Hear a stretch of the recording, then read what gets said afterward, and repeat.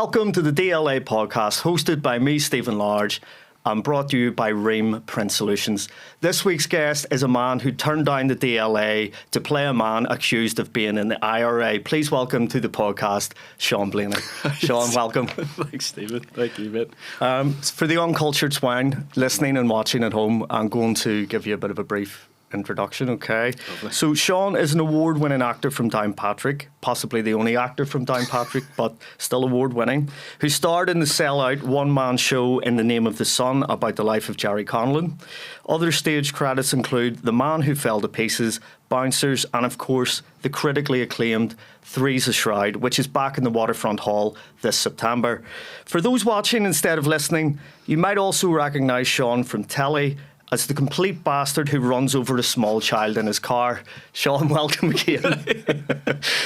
Shaun, what is Northern Ireland's obsession with road safety ads? I don't know, but whenever I got the audition call through, I was like, I genuinely really want this because I want to join the pantheon of inducing trauma on Northern Ireland audiences. Yeah, I mean, it's like our version of the John Lewis ad, isn't it? Yeah. And I was thinking a wee bit too much about this, so I jotted down 3 examples. So do you remember the one, He Loved That Bike, which was horrendous as well? So basically you had this ad with a motorcyclist. He's mangled in a wheelchair and his wife's feeding him out of a baby bottle, and it's like, he loved that bike, loved to get away from it all. So I do my best to hold a straight face. And then there's the goal celebration kid. Do you remember the wee lad? He's playing football in the back garden. And 1 minute he's celebrating the goal, the next the car comes over the hedge and he's flattening like a Coke can. And then the headbutt one is the least favourite of all. There's a wee fella in the back seat headbutting everybody, and the peeler's like, 3 dead in this vehicle. They said the wee lad with a massive head did the damage. That's what I'm saying. So families in Northern Ireland must gather around the TV and go like, whenever it's the John Lewis ad and the wee lads go, Mommy, quick, there's a Peugeot mounting the pavement. Come on, you're going to miss it. So how did that come about? Do you know, it was just an audition like any others, but whenever I seen the client for it, because they never give you like the title in the advert, sometimes they want to keep it quiet, and I seen the client, I was like, I think this is going to be another one of those very important, very graphic adverts. Yeah. But I went into the audition and it was like, it's a lovely script and all, and I went in and I met the director and he's like, do you have any questions? It's like, yeah, what song have you picked for it? Because the songs in the adverts are like iconic. And there's nowhere I can't think about Samantha Mumbo without Was that the headbutt? That was the headbutt one. It's actually one of my friends getting headbutted in the car. I feel so sorry for her because even if he had to just tap her gently, she was still getting a concussion. I just remember the size of the guy's loaf. Sorry if you're listening, hopefully not. But amazing performance, by the way. Amazing. Yes, it really Very was. Important. So what was your music then this time? We didn't have any.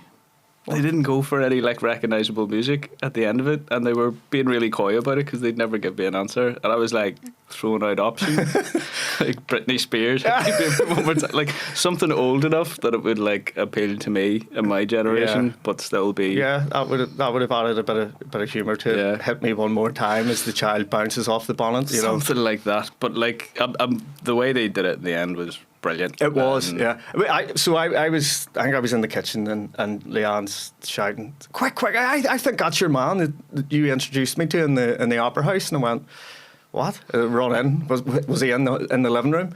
Run in, and there you are, and you're twiddling. What you were fannying about with 4 or 5 different things in the car, completely not concentrating, wasn't it? Yeah. So there was 2 of them came out at the same time. One of them was driving too fast and the repercussions of it, and my one was about just not paying attention. Yeah. So they said, what's going to push you over the edge is you're going to shout at some random woman driving another car trying to pull out, and you turn around. I saw your road rage. Shaking a fist and everything.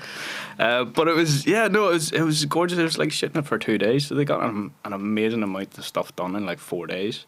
They shot 2 adverts in 4 days, and ours was the second 2 days. And technically, it was an awful lot of fun for me because you got to talk directly to the camera and kind of. So I was watching Fleabag and stuff. Going, how do you do that without looking? No, you did a great job. Oh, thank you. And it turned out really well. All the team on it. On the day we were driving through Antrim town, they shut down Antrim on the Sunday, and I was on one of those. Hasn't happened since an Orange March. I was on like a car rig. So I was sitting on a car on a truck, and a stunt driver was driving the car from the front the day that we were driving through the town. I was like, it's like Jason Bourne. Yeah, it's amazing. Yeah, it's just like acting, driving now. No, we'll go back into that then. How does someone from Downpatrick end up acting professionally? By accident, massively. Like whenever I went to Queen's, I wanted to do English and film studies. Yeah. And then I took on drama as a side module, just kind of for the crack.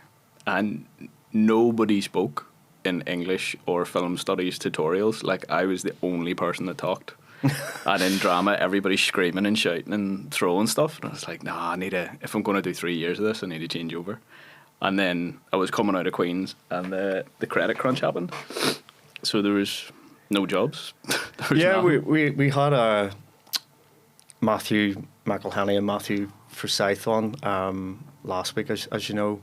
And, they were talking about the credit crunch. Well, it didn't really affect McElhenney, obviously, the middle-class prick. But Matthew Forsyth was saying that whenever he came out of school or whatever, no, it was like January, or he was doing, and it was like there was no work. So it sort of made it an easier, progression in the acting. Kind of like, if everybody's having a hard time finding a job, I might as well have a hard time finding an acting job, and then try and make that work. But it was like Belfast Theatre kind of saved me, because there was companies like Tinderbox and stuff. They were doing script developments all the time, so there's always a chance to do like a rehearsed reading with like better people, and learn from them all the time. So I didn't do drama school or anything, but I just like sat in a room with better actors and went, oh, that's how you do that, and took notes afterwards. Like my first professional job after Queen's was a rehearsed reading with Abigail McGibbon, who's like one of the main stars of Blue Lights now, and Lawler Roddy, who's been in everything. And I was just sitting at a table with them going, I have no right to be here. I have no idea of it. But just they imposter just syndrome at that point. Yeah, 100%. And they were like, this rehearsed reading just needs a young man. And I was young and a man at that time. Yeah. I'm assuming that was a good 20 years ago or something, was it? 20 years ago. Yeah. Which is mad, like. But it was just like learning from better directors and stuff like that. But it's nice to... It is actually nice to take a show back to Downpatrick and kind of go like... do the Down Arts Centre. I mean, you've done the Down Arts Centre recently, and it's lovely, but it's always well attended, and there's always so many people from Downpatrick that come to see shows as well. Yeah, there was. It's amazing. I was in there on the 10th of April doing. It was actually the opening night of the stand-up tour, and it was packed, but. It was quite an older audience, as I was mentioning earlier on. As I said, I got up there and I felt like the Daniel O'Donnell of local comedy. There was cups of tea. They weren't throwing knickers up onto the stage. It was tenor, But no, it was a lovely event, and the people that are working there, I have to say, they were fantastic to deal with as well. So going back to that, then you were What did your family? What did the people in Downpatrick? What did your family think whenever you said, "I'm going to become an out of work actor"? They were supportive, but like my dad said to me, he gave me a really good piece of advice going forward. That unfortunately is a Woody Allen quote, but it still stands up. It's like 90% of success is turning up.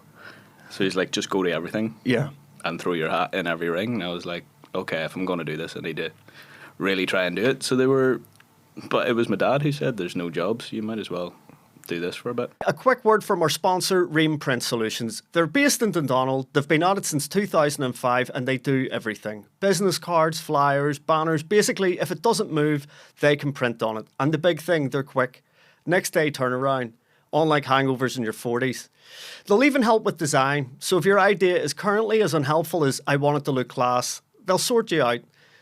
They're also big into sustainability, eco-winks, responsibly sourced paper, solar panels, so you can feel good about printing 500 flyers that you'll probably hand out to about 12 people. So if you need print done properly, get yourself to Ream Print Solutions. Check out theream.co.uk. Just going off on a slight tangent there as well. When the pandemic kicked in and you know, we were being told that you should retrain as something else. Did you briefly consider it, or what was going on at that point for you? No, I kind of went, oh, this confirms that I'm not good at anything else. Yeah. I can't really do anything. But I started acting teaching and stuff online from home. But when the pandemic hit, we had been rehearsing the Gerry Conlon play for 4 weeks. Mm-hmm. And we had finished our tech and 2 shows. So we were about to move into the lyric when the pandemic hit, and everyone went like, guys, we're going to have to call it off for this flu thing, and we'll all meet back here in 2 months and we'll do it. And then 2 years passed. I know. I was the same. I had something that was lined up for the Opera House, and it was put on. It was shelved, and again, you were just waiting on it. So I think the last show that I had was actually in the Opera House, sort of late autumn 2019, and didn't get anything back on stage because of the pandemic, and then the backlog of shows that were in place and waiting to go until like June 2022. So it was you just felt like you were catching up with lost time, basically. You know, you just lost such a massive chunk of everything.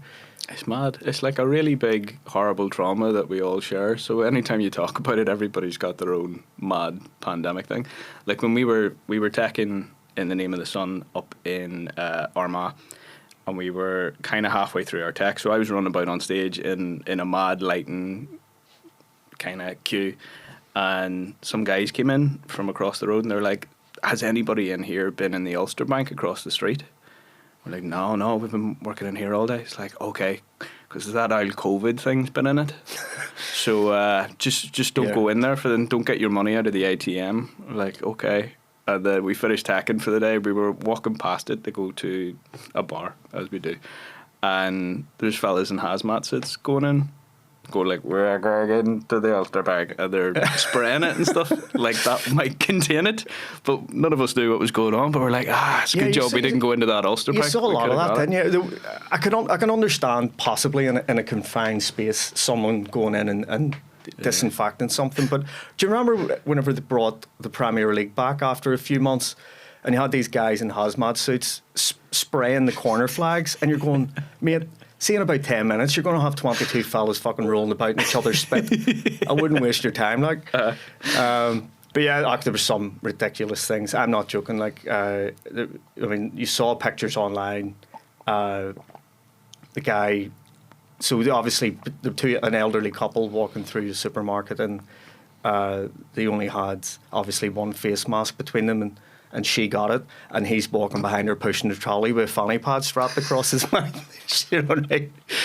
Or the guy on the train that had the face mask on but a hole cut in it for his fag, when you care about your health but also don't, sort of image. But it was just it was a mental time.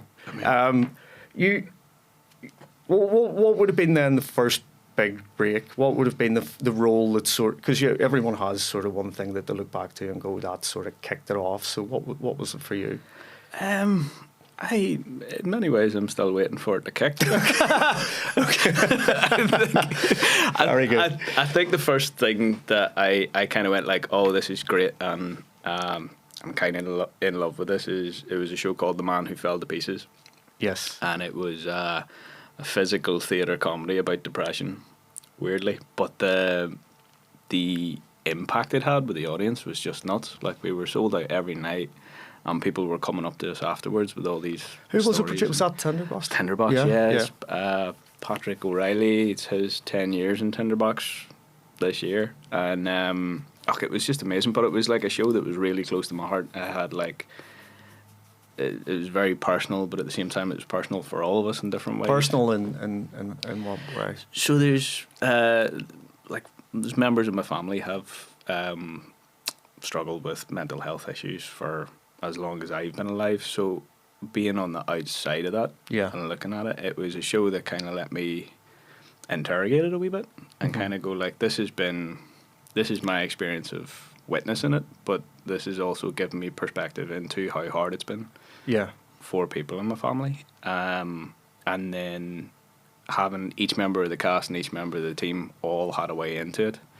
And it just had a banging soundtrack as well. It was like Katie Richardson did the music. But it was one of those shows you finished it and you went, I'm not only going to miss this, but it's kind of showed me that you can have so much more crack on stage than I thought you could. Like, genuinely, that and Three's Your Shroud, and I'm not just saying this, Three's Your Shroud is some of the most fun I've ever had on a stage, but it was just one of those shows that kind of freed you up and went, oh, I don't have to do it the way I think somebody else wants me to do it. I should do it the way I want to do it. Yeah, no, we'll get to that shortly. But before you, so you sort of got yourself established here, and then what was it made you make the leap to go to London? Was it you tell me? Yeah. It was kind of it was a mixture of like opportunity for not just me but for my wife. She had a really good opportunity over there, and it was like, I think you just have to live somewhere else for a wee while. Like I really wanted to live somewhere else for a wee while and just see stuff. Like, honestly, living in London kind of opened up an awful lot of perspective and stuff for me. Like, whenever I was over there, I was a pub quiz host. Right. That was like that was my evening job, and I worked at a special needs school during the day as a classroom assistant. Did you do pub quizzes in there? They didn't go down well in there. They wouldn't serve any drinks? No, they grew tired of it. But it's weird. It's like going out to all these different pubs and like chatting to people and making friends, and then realising nobody could understand what I was saying. But I'm a pub quiz host, that's a nightmare. I remember going into a taxi. I was going to a thing at Hat Trick Productions over there, and jumped into a taxi outside one of the airports, and I was going to Covent Gardens. This is where this place was. And as soon as I got into the black taxi and closed the door, it said fucking 1370, and I went, "Is that my fare?" And he went, "What?" And I went, "Is that my fare already?" And he went, "No, mate, you're going to Covent Gardens, not my fare." And I was going, "No, is that my fare?" This went on for about 10 minutes. I went, "I don't give a fuck what you charge me, just take me to Covent Gardens. Go ahead." But isn't it strange? But whenever you go anywhere else, I feel that only happens in London, because I go to Florida, you go, or Vegas or wherever, and you don't put, no way you sometimes do your Steve McLaren and you put on your broken Jamaican accent or whatever, but you just speak normally and people understand you. But you also need to use fucking sign language in some places. See, most of my mates over there were from London Bridge. They're all like real like yardie boys as well. So whenever we're going out and nights out, it's not that I got them to say this, but they were just like, "Yo, Blaney, up the hoods, Blaney." It's like, up the hoods, lads, to say it for another one. Up the raw. Yeah, up the raw. But it's just the weirdest, most busy, crazy place. And then you came home and went like, "Oh, this is actually a manageable size of city. This is like, everybody knows you, but you know, you can actually shut the door and shut the city out." Like we were there in a 1-bedroom apartment, and we were there through the whole pandemic as well, in a wee 1-bed flat. And just across the window from us was another flat that actually had a mariachi band in it. And they would practice like every day during the pandemic. I'm sure that was great the first 2 days. Well, I thought I was going mad. I thought I had COVID, because I was just sitting one day and all I was, and I was like, "This is going on in my head." I slid the window open and was like, "No, there they are." Yeah, it's a really fun city, but at the same time, at a certain point, I was like, it's getting too big. How long were you there, though? You were there a 7 years, 7 or 8 years. I think there was one final pub crawl we were doing where we had to get on the underground twice, and I was like, I'm done. Yeah. I can't. I did. The tube's a fucking nightmare at times too. But so if you were there 7 years, because I remember speaking to you a while back, but you were also you were flat sharing as well, and that has its pros and cons, doesn't it? Oh my God!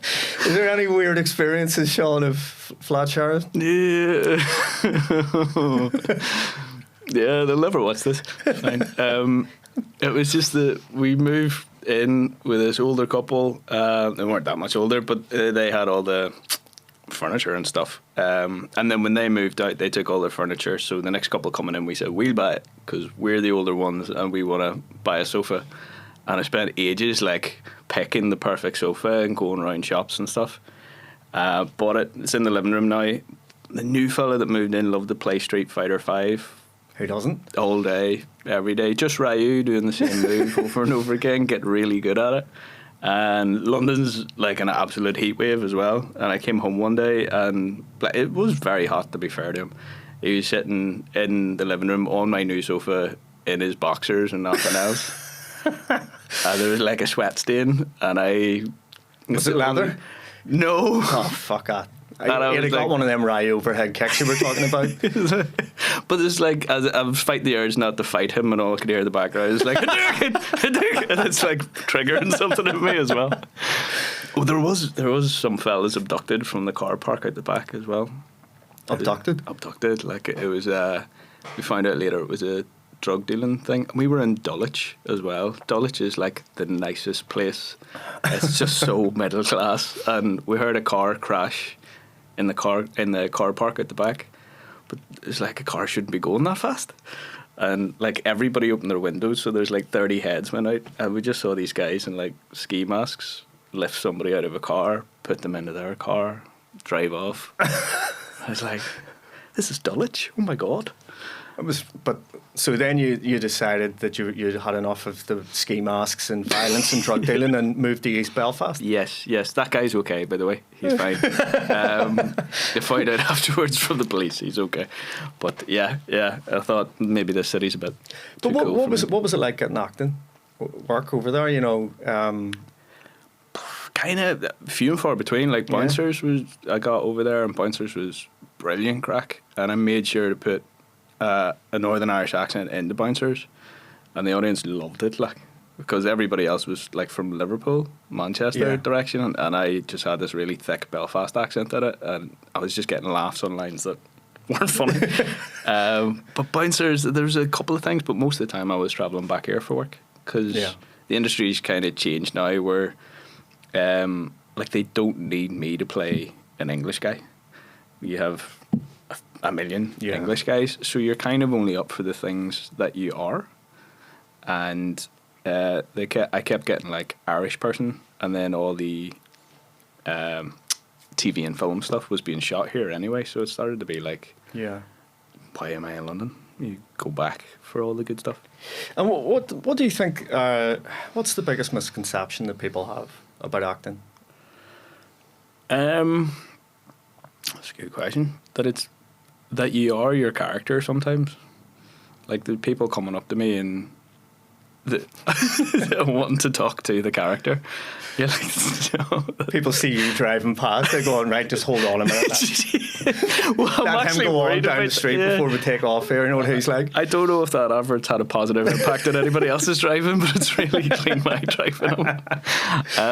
But yeah, there was a show. I was in the Tron in Scotland doing Cypress Avenue, and I was playing not only a UVF hitman, but he was a figment of the main character's imagination. Right, okay. So he was just bonkers. It's really funny writing. There's a piece by David Ireland. It's really funny. But at the end of it, people were coming up and going like, I want to drink with Slim. It's like, no, my name's Shaun. It's like, no, I want to drink with Slim. Like, bringing me over their table. So sometimes people, like, it blurs the lines of what people think you're actually like. Yeah. And then, pet peeve of mine is just hearing people saying, are you doing a wee drama? Or you just need to wait for your big break. Just need that one big break. You're like 20 years in, mate. It doesn't work like that. I know people can't be disparaging about it. They really can, like, you know, and they're just probably not with the worst of intentions, but it's just the terminology just fucking grinds your gears a wee bit. Yeah. What was the most soul destroying audition experience that you've had? You don't have to name names. You can just describe what happened, or if you want to name names, and like we'll cut it out. Definitely don't. Two come to mind. I tell you what, I used to play cello when I was younger. I got up to grade 7, so I was like quite good at it. But I haven't played it in 10 years. But it was still on my CV.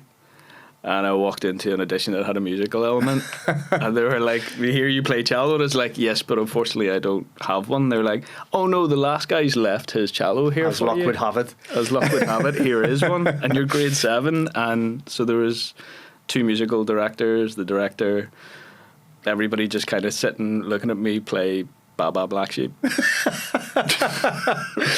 I actually saw something, the Sopranos, the making of the Sopranos or something, and the guy, what is it, Michael Imperione, is that his name? Yeah. Who plays Christopher Moltisanti. He said that he could drive and had a driver's license. I think one of the remits of being a cast member was that you actually had to have a drive, and he just went, yeah, I can drive.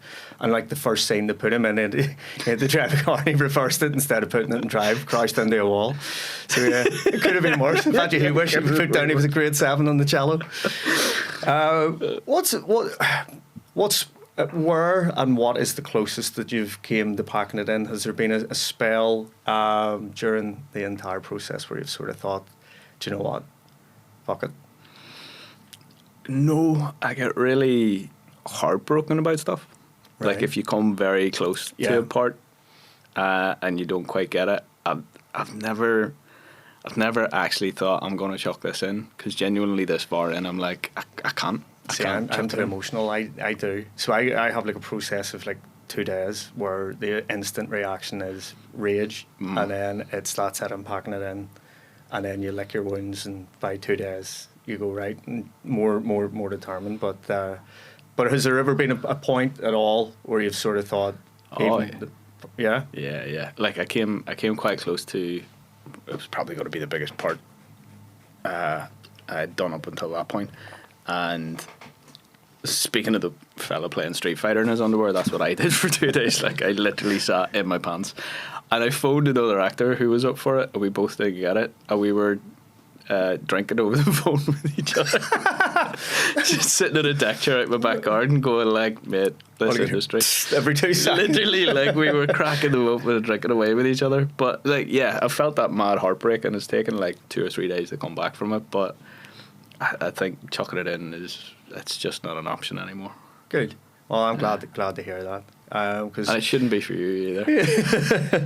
Well, the first time that I encountered you was way back in 2017. It was my first proper production, which was Three's a Shroud, which was about the feuding Belfast Undertakers, and your name was mentioned along with others, and I was pretending that I was, oh yeah, it sounds like a great choice, when I hadn't a clue.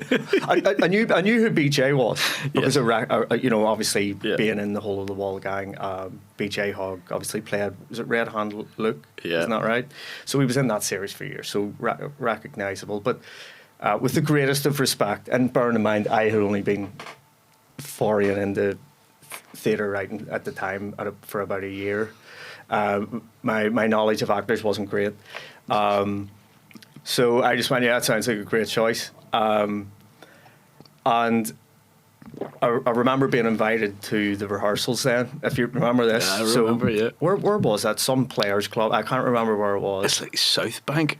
It's just off Ormo Road. It's like a wee tin hut.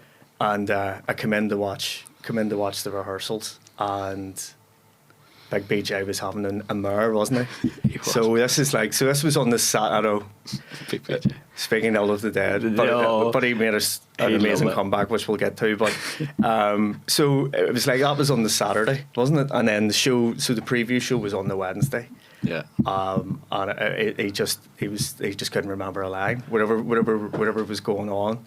And then me and you went for a dander, and you could see I was about to have a nervous breakdown, and you were going, no, this happens. I'm really, and you were like probably going, fuck no, but sure, anyway. It doesn't happen all the time, but it happens today. But then it got to the Wednesday night, and obviously my arsehole's like a rabbit's nostril, twitching, waiting to see how this goes.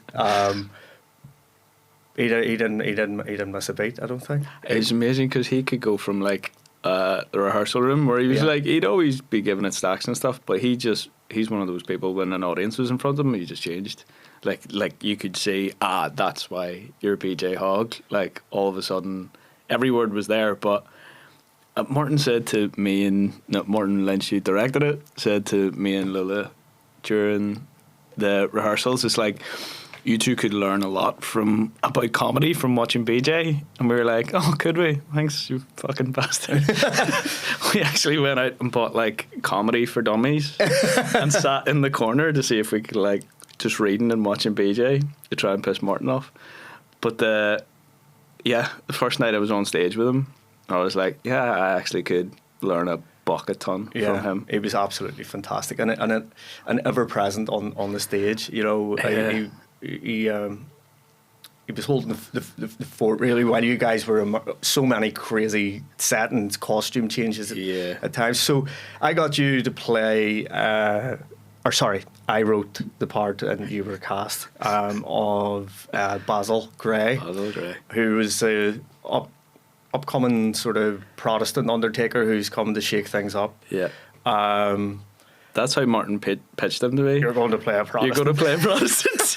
That's like your toughest role. Yeah. Anything else? And he's like, no, Sean's toughest role was playing a fraud. You're playing a Protestant. And you're, but the character had like this quirk whereby he was upset, and this was from my own obsession was with gangster movies, and I thought this would be a great idea to have this character Basil after dark animating the corpses and playing scenes from Goodfellas. And I watched it in the rehearsal, and you were absolutely phenomenal doing the Joe Pesci and Robert De Niro and jumping between the corpses. And I went, this is going to go down amazing, isn't it? And then it got to the show, and I just underestimated how many times Joe Pesci shouted the word "fuck" in such a short space of time. So it had got off to such a great, with all the laughter and the physical humour and all that there. And then it was I felt every night you give it a zillion percent trying to sell something that wasn't working. And instead, do you know what I mean? And instead of somebody just going, right, that seemed like a good idea, it's not. You get about 2 shows in, he's out there, and it's so unfair. That's just rein that in slightly. There was one night where it felt like I was propping up the dead body and talking to it, and it was just crickets, and I felt like the stage was just sloping forward, and I was going to slide into this abyss, going like, just take me now, that's fine.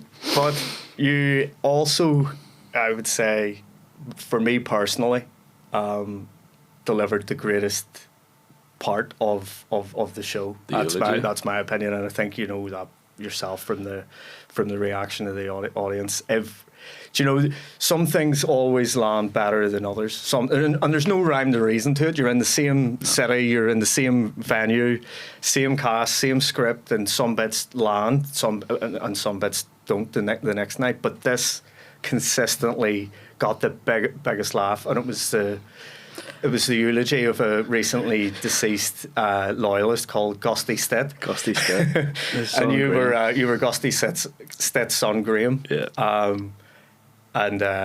So you had to get up and read the eulogy, and you just absolutely nailed it and brought the house down every night. Literally, it's one of the funniest pieces of writing that I've ever said on stage, and I was like, oh, this is comedy writing, then this is how it works, because the laughs came at the exact same point every night, and you're going like, I could rely on it, and it was so much fun. Like, I know I don't seem like I have a massive ego, but getting that kind of laugh every night, you're like, oh my God, so much fun. And some nights behind me, I could hear like Nuala and BJ going like, and you're like, cool, and corpsing them. Yeah. But it's just brilliant, mate. No, it went down a storm, and of course, Shaun is returning. Aren't you, Shaun? Hopefully. To reprise his role in the upcoming production in the Waterfront on the 12th of September. This time you'll be glad to know, it's been redrafted. So the script, I read the script just before Christmas, before the stand-up stuff. I had to get immersed into that. And I did a quick redraft of the script, and it really needed it because it was written in about 2016. There were so many pop culture references to Trump's first presidency and Brexit, and then from a technology standpoint as well, there were so many things that were outdated, and you've had the invent of so many more like TikTok, and so I've redrafted it. But one of the other parts of the redraft was dialing down. You'll be glad to know the horrible scenes that you had to perform. So Are you looking forward to it, getting back to playing it again? Man, like it's always been some of the most fun that I've had on stage ever. And that wasn't just like the badly behaved pranks that we played on each other. Like there's some genuinely hilarious scenes. Like I always loved the climactic scene at the end where they're hiding in a house together and they're hiding from the paramilitaries. The pizza guy comes in, and at one point they have an umbrella and a dildo and they're trying to fight people off, and they never know who's going to come through the door next. It was like it was like a really debaucherous dildo filled version of Rod Hull's Windmill, you know. You just didn't know who was going to turn up at the door next. But it's like it's that beautiful kind of show where you kind of you just let it get madder and madder and madder. So you have to do costume change. You run around the back of the stage, do a costume change, come on again. It was like that was as much fun nearly as like I had 7 quick change costumes sitting just off stage, so I could run on, change. But you see that was me, and I will admit, completely green the theatre right now. And I think there was this, and it's still going, it might still go on, I don't know, but I think whenever people, whether it's broadcasters, whether it's theatre producers, whatever it is, they see something that's working well on social media, and they just want to capitalise on the popularity of it. And in my case, I had absolutely no fucking clue what I was doing. I knew I could write a joke, but see, in terms of structure, so the worst job I ever gave anyone was Tony Devlin, who directed my first one, which was called Carol's Christmas, which was just a bastardization of Charles Dickens, but it was more dickhead than Dickens, to be honest. But I wrote this script for him, which was a Belfast version of Christmas Carol. And I actually think there was about 34 characters in it. And in one scene, even though there was like 5 actors, there was like 12 on stage at one particular time. Yeah. I just wasn't, you just didn't have a clue about the practical side of it, the logistical side of things, and changes, and so somebody's exiting the stage 2 seconds later, they come back on in a top hat and tails. You didn't have to factor in that this person actually had to walk backstage, get stripped, put something else on, and come on. And obviously, I prefer that though. I really prefer it. Like it is mad. If you have too much time to get changed, sometimes you go downstairs or whatever, you get changed, you come back up, you get into this weird rhythm of like you get bored. You see, when you have 30 seconds to completely change, it's nearly more fun. You came to see Lockdown DLA, so I haven't learnt my lesson. I'm not going to say it's been dialed back slightly, but there's still the chaos there, but you need to sort of also have a clue what you're doing. And can I just give a shout out, like our stage managers as well that were working on Three's Shroud had more interest in quick changes than we had, because they had to keep changing the clothes on the dead bodies to make it look like loads of different dead bodies and putting wigs on. And there was one point where I had to run around the back changing, but I had to avoid the stage manager, who was super gluing the massive flexible cock back on the dead body because it had been knocked off in the wings, while putting the trousers back on it. It's just like, I have to hold this steady for at least 5 minutes or it's going to come off again. But putting a completely different suit and a wig back on the dead body to like horse it on in the next scene, like there was so much fun backstage. It was nuts. Chaos. It was absolute chaos. Yeah. I'm looking forward to seeing her come back as well. And as I said, we have to give a shout out to Nuala as well, because I have to say overall she was my favourite character in it. She was funny. Mrs. Johnson, who was the nosy gossip monger cleaner, but she just had the most vulgar one-liners that always, especially if she was exiting the stage, she always had a one-liner to exit, and always brought the place down. So I'm looking forward to getting everyone back together again, and particularly as well for the nights out, as you were privy to. The nights out may have jeopardised some of the performances the next day, shall we say? God, there was one where I still have a video of it, but it's me and Matthew McElhinney in his kitchen at 5 o'clock in the morning.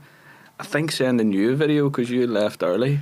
And I must have been throughout. There's not a mission I would have left anywhere voluntarily early. But all we're doing is like reciting the lyrics from Eastbound and Down. Oh, we're loaded up, trucking. We're going to do what they say can't be done. Absolutely broken. What time do you need to be back in there the next day? Oh, if we've got a show, not until 6 o'clock in the evening. Yeah. But I couldn't keep up the way. I couldn't do that anymore.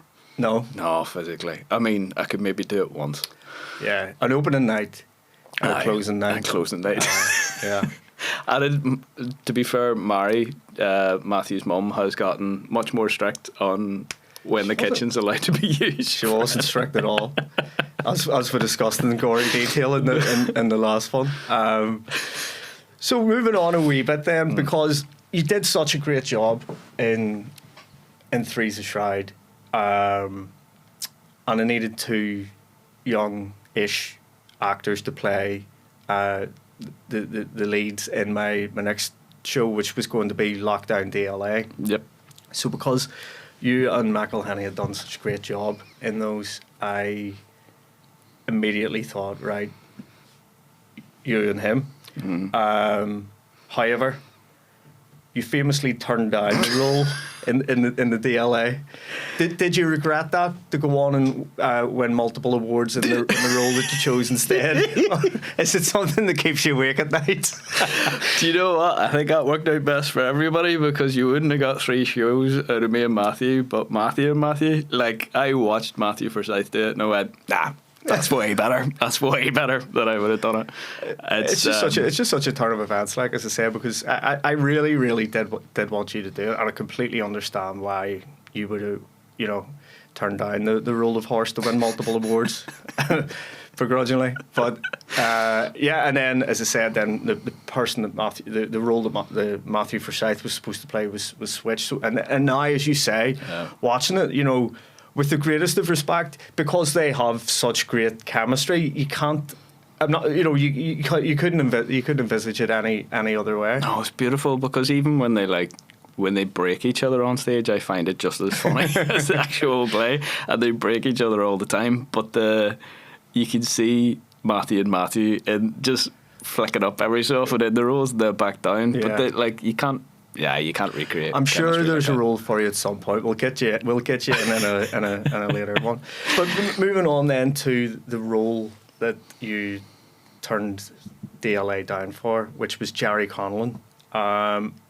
Is that your biggest role? Yeah, definitely. It's definitely the hardest. And just because because I was too much of a lazy bastard to do the research, could you just rhyme off some of the awards that were won? So we won the Ashling Award here for, I think it's for entertainment business, but we were up against not other shows. We were up against the Odeon Cinema and stuff. But you charge less for popcorn and a packet of Skittles. Fractionally less. I got nominated for Best Actor at the Irish Theatre Awards, which was mad, and we won. I think we won an award in New Zealand as well when we were over there. But it's kind of where the shows allowed us to go. That was mad. It's just touching on that then. So where did it go to? If I wasn't aware that it was as far as that. Yeah, it's mad. So we started in Armagh, and then pandemic, and then we went to the Lyric to the Opera House. Did you take it to Enniskillen, perchance? I didn't get to Enniskillen. We took it to the Edinburgh Fringe for the whole month and did it there, and then 2 festivals in the Edinburgh Fringe scene, at the New Zealand Arts Festival. So we took it over there, and then we just last year took it to the San Francisco International Arts Festival. So still.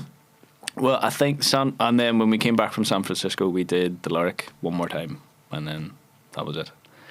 But it's we've gotten some mileage out of it, some really lovely experiences and stuff. But yeah, it's such a huge life story. Did you feel the pressure taking on that role, because so many people will have been going?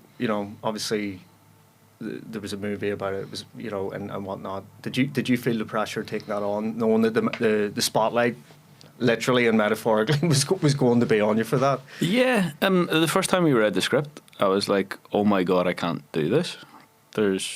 It's 2 hours and there's 40 characters. Like, I had no idea how we would actually go about doing it, but I had Tony Devlin, and he was like, no, we're gonna find a way to knock this out of the park and edit it substantially in rehearsals. So we had a workshop it to kind of make it fit me. But outside of that, I was like, there's so many members of his family still alive and still battling. So it was really important to me that they didn't see something that they thought was like cashing in or belittling anything. Yeah, because there could be massive accusations of anything like that, you know. And it's been through enough, you know what I mean? You want to give them something that they can really take pride in. And then himself, it was only after I took the job, I started watching like interviews that he gave and speeches that he gave towards the end of his life when he was still campaigning. I was like, this guy's incredible, absolutely incredible. And then like double checking that everything that happened in the script happened, or you know there's artistic liberties in some places, but it was like he actually lived 7 lifetimes. So I was kind of going, okay, the pressure's on, but I've already said yes. So I'm kind of glad I took it before I knew all that stuff. But it was the scariest thing I've ever done. So I knew it was the right thing. What was the biggest audience you would have performed to? I think there was like 850 one night in the Opera House. I think was the biggest in one night. But the New Zealand Arts Centre, it was quite big. I think it was like 400 or something. But there was, I think the last night in the Opera House, we're going, right, we've sold it out, and this is nuts. And did you get any feedback from the family at all? Yes, yeah. Especially like the last couple of times we did it, we were like, there's elements of this that we want to tweak with them. So they came into rehearsals and all, and I met them, and I was like, look, do you have any notes for me? Yeah. And some of the bigger notes were around like how I played their mum and what their mum was actually like, Sarah. So it was something that it was massively helpful. But yeah, just being able to see them. And we did a show up in West Belfast, like right beside Divis. We did it at one of our last shows up there, or before we went to New Zealand. And I think there was about 30 members of his family there in the first couple of rows. And that was a loud night, and it was great. Like, it was amazing. So it was very cathartic to go like, okay, I think we've done it justice, but at the same time, they were very generous, and they knew I was breaking myself to do the show. So how many did you trim it back then? How many characters did you actually play in the end? 35. Right. Okay. Because I watched you in Mary Jones's and subsequently Matthew McElhenney's Stones in His Pockets. And you multi-role throughout that. How many characters do you play in that one as well? That was I think that was 8 for me, and Jared had 11. See, I was actually having a nervous breakdown watching honestly how you were, transitioning from one into the next, and I just not a mission I would be capable of ever doing anything like that. And so to multiply that by 3 or 4, mental, absolutely mental. It's just a bit. What did you do to recover after it? Did you go into the Betty Ford clinic for a couple of weeks? Or? Kinda, yeah. Like, I went away on holiday twice after it. Like, I just went somewhere that had a pool and sun, and I just lay down for a week. But after Stones, we were getting towards the end of a 3-month run on that, and Jared had a trapped nerve in his back, or a trapped muscle, and I had a bruised bone in my foot that a physio said, if you do the show, because there's a big river dance. There's a massive big river dance. So it couldn't have been a worse part of your body to injure. Yeah. And she was like, if you keep doing the show for another month, this will just fracture. But like, you just go through, you're picking up injuries. Your next role could have been my left foot then. You could. But after a while, you're like, okay, I don't think I can do this show much longer. I'm going to need a break. Like, Edinburgh was a full month of. We trimmed it down to 70 minutes, but it was 35 characters, 70 minutes, and I just lost so much weight doing that show. Brilliant. Very good. So just the end then. What would be your dream role if you could, obviously apart from getting included in the next DLA production, but if there was a dream role, what would it be? Is there another character like a Gerry Conlon, another real life story that you would like to portray or be a part of telling, or would it be something fictional? I would like something fictional, because then you kind of have just whatever liberties you want to take the character wherever you want to go with it. Yeah. So you're not trying to do somebody's memory justice. You're just trying to do a show. I don't know. I would really love more film. Like, I love indie film. I love sets that aren't like massive. Yeah, we haven't really touched on it. You know, tell us about some of the film work that you've done quickly. Well, I played like a renegade cop who plays by his own rules in a web series. That's probably the most fun I've ever had in a set. Like, it was McBain. so good. Oh no, it's not. What is it? Yeah, McBain for the McBain? Sims. Yeah, McBain. Yeah, that was so much fun. Like, because we were just like, we were running about chasing cars, holding guns, and like doing fight scenes and stuff. That was like so much crack. I'm prepping for one at the minute. That's about it's from Shaman Films, and it's about ayahuasca, a mad ayahuasca weekend, which is why I'm growing the hair out for it. Like, but yeah, so I'm like a herbal practitioner, medicine shaman person. But it's like the smaller sets where you can get like really tight with all the crew and all the cast, and it just feels like you can throw suggestions in. When you're on the bigger sets, you're like, what do you need me to do? Yeah. And the smaller sets, you go, what could we do? So I don't really have a dream role, but I just love like dark, weird projects, wee indie things that you go, fuck them if they don't like it. And is there any role you would never take? Never take? Mm-hmm. Probably Martin Luther King. Like, I wouldn't do something that I shouldn't do. How about that? That's such a shame. That's who I had you down on. I was like, I think there's very little. There's very little that I would What turn down. would it be mild accusations of cultural I think so. Something that I don't have access to, I'd be like, maybe I shouldn't. I know I can be an owl whore for money sometimes, but I'd be like, nah, shouldn't do it. I'd love to see your morals if they offered you the right check for it. How quickly you'd crumble. You're talking about like, Next thing I'd see you driving along in a Peugeot 106 mowing over kids going, I had a dream. what you would actually see is like, you'd see nice skirting boards in my house for once. Like, the whole house is done properly. I don't. It really depends on the gig, and sometimes it depends on the person that you're working with. You go, oh, I don't think I get on with you very well, but yeah. Okay, and have you got anything else coming up on the horizon in the next few weeks or months? Apart from Three's a Shroud, obviously. I have this movie coming up in July called Aya, which hopefully we'll get that shot of. A couple of short films coming out. One of them I was playing like a cook in a Under kitchen. Siege 2, is it? Oh, I love that. Oh my god, I'd love that. Just throw a knife across the room. But yeah, there's a couple of short films coming out, this movie, and then The Great Unknown, man. Don't know. I've got nothing coming up after that, so nice and free, apart from Heritage Right. Well, look, it's been absolutely fantastic to have you on, Shaun. Thanks for watching and listening. You can catch the next episode of the DLA podcast next month, brought to you by Ream Print Solutions.